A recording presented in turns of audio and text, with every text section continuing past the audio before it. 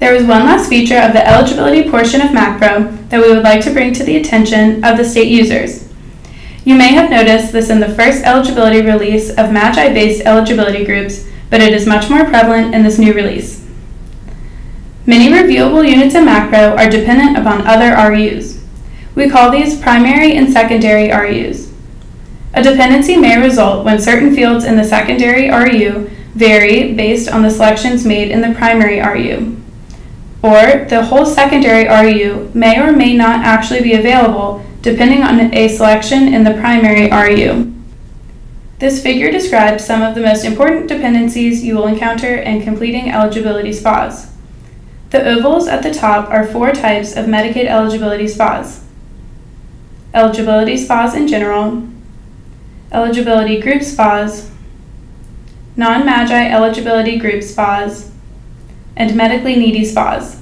These are a subset of non-MAGI eligibility group SPAs. The boxes underneath the ovals contain the names of the RUs which must be completed before or at the same time as the type of SPA listed in the oval. Starting at the left, the eligibility determinations of individuals aged 65 or older, or who have blindness or a disability RU, is a prerequisite to almost all other eligibility RUs. If your state has not yet submitted this RU, you should complete it with your next eligibility SPA. Second, in order to include any eligibility group RUs in your SPA, you must additionally complete the mandatory eligibility groups and the optional eligibility groups RU.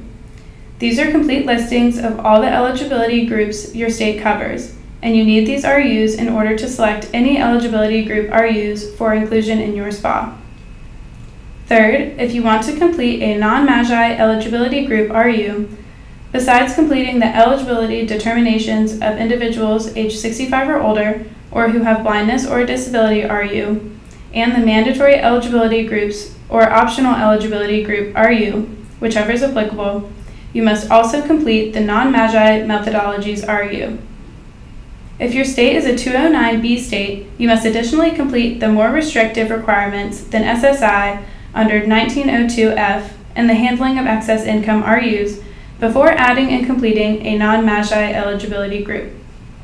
Fourth, if you want to complete a medically needy RU, in addition to the RUs already discussed, you must also complete the medically needy income level RU, the handling of excess income spin-down RU, and the medically needy resource level RU.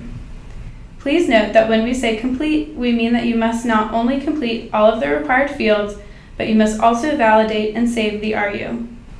We know that's a lot to remember, so there are several tools available to help you. First, if you try to complete a secondary RU without having completed a primary one, you will get a message on the screen telling you which prerequisite RU you need to complete first.